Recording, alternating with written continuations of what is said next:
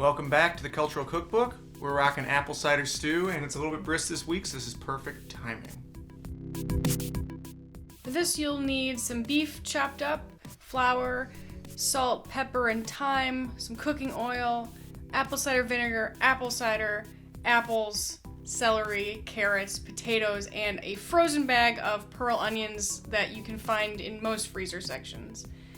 So first we're going to get the beef all coated in the flour and seasoning, so the seasoning is nice in there. It'll make a little bit of a roux as we cook it, which will thicken the stew up a little bit. A Ziploc bag is perfect to shake this up and get everything super nice and coated without making a mess.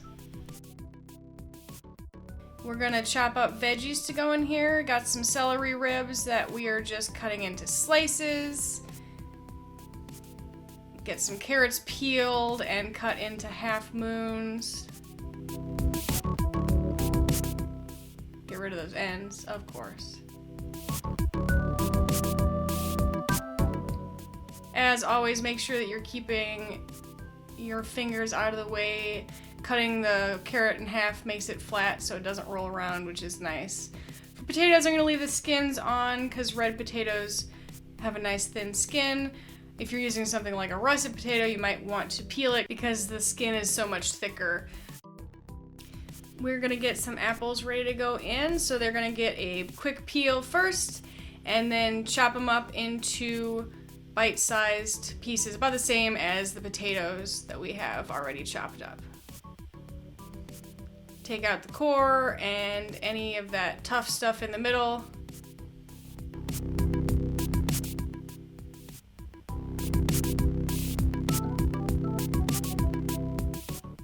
We're going to put our cooking oil into a big pan over medium heat and brown off the meat. You can do this in batches so that it has enough space to get nice and brown.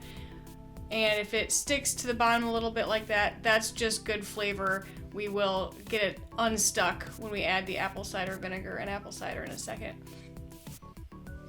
After you add those liquids, you can give the bottom of the pan a little bit of a scrape to get all that nice flavor incorporated into the broth.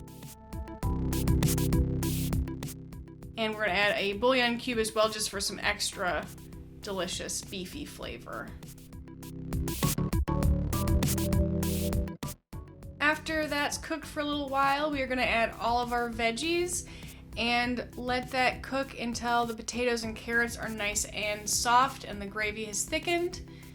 Probably about 45 minutes.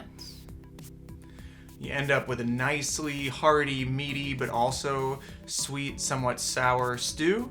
Really perfect for cold days. We paired some of our leftovers with the sauerkraut that we made in previous episode, and we thought it was a really nice combination as well. We really hope you give this one a shot and try it out. Enjoy!